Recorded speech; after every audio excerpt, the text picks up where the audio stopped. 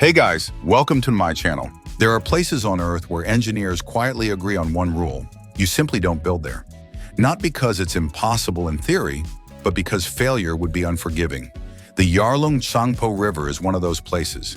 It cuts through the eastern edge of the Himalayas, flowing across active fault lines, unstable mountains, and terrain shaped by geological forces that are still moving today. For decades, engineers looked at this river and reached the same conclusion: the risk outweighed the reward. But that conclusion is now being challenged. China is planning a massive hydropower project in this exact location, a place where a single miscalculation doesn't just mean delays or cost overruns, but consequences that can't be undone. So why build here at all? How do you design infrastructure for a landscape that refuses to stay still? This is not a story about scale alone. It's about risk, decision-making, and how modern engineering confronts uncertainty. This video isn't asking whether the project is impressive. It asks four engineering questions. Why attempt to build a massive hydropower system here at all? How is it even supposed to work in such an unstable environment? What are the failure modes engineers fear the most? And finally, is the payoff worth the long-term risk? To answer those questions, we need to start with the river itself. From an engineering perspective, the Yarlung Tsangpo represents an uncomfortable truth. It may be one of the most energy-dense rivers on Earth. In its lower reaches, the river drops hundreds of meters over a relatively short distance. That drop translates directly into gravitational potential energy, the raw fuel of hydropower. On paper, the numbers are staggering. A single stretch of this river could theoretically generate more electricity than many large dams combined. For China, the motivation is not mysterious. Electricity demand continues to rise. Coal remains reliable but costly, economically and environmentally. Wind and solar are expanding rapidly, but their output is intermittent. Hydropower, when it works, offers something rare: stable, dispatchable, long-term renewable energy.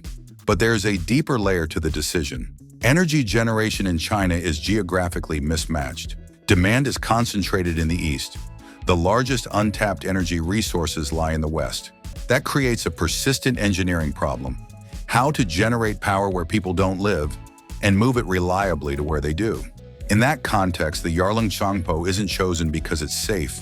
It's chosen because it's efficient. And efficiency in engineering often comes with uncomfortable trade-offs. If the potential is so extraordinary, a logical question follows: why hasn't anyone built here before? The answer lies in the environment.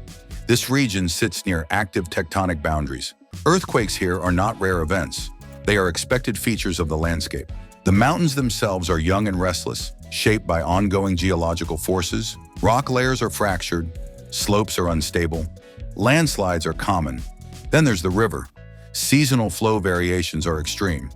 During flood periods, water volumes increase dramatically, turning construction windows into narrow, high-risk opportunities. And finally, there's logistics. High altitude means low oxygen. Low oxygen affects workers, machinery, and productivity.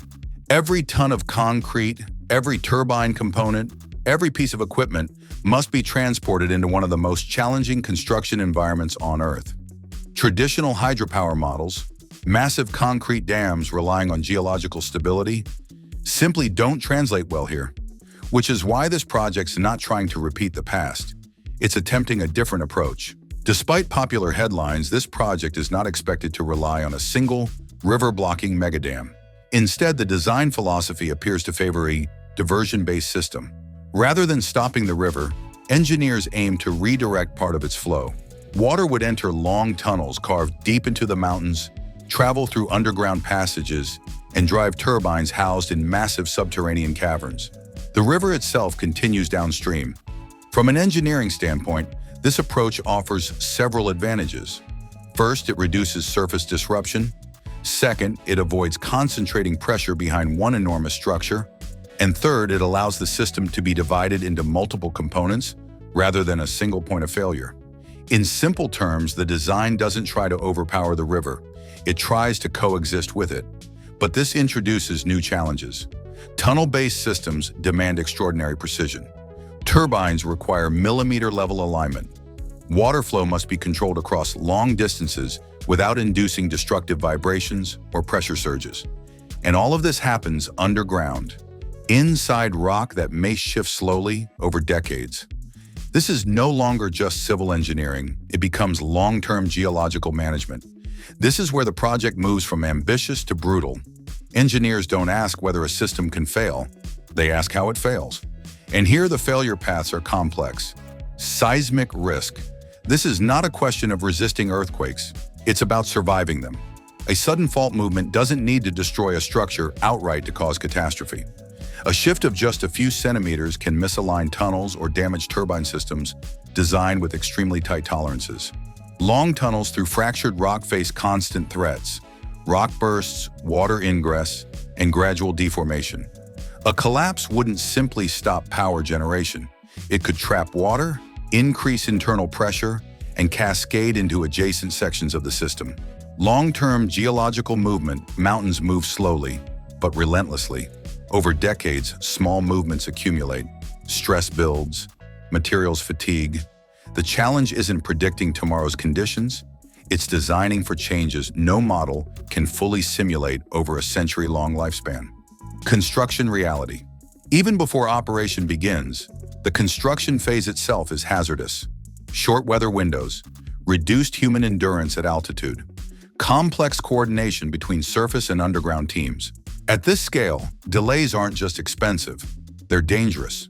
So, is it worth it? Supporters point to the benefits. Massive clean energy output, reduced reliance on fossil fuels, long-term strategic energy security.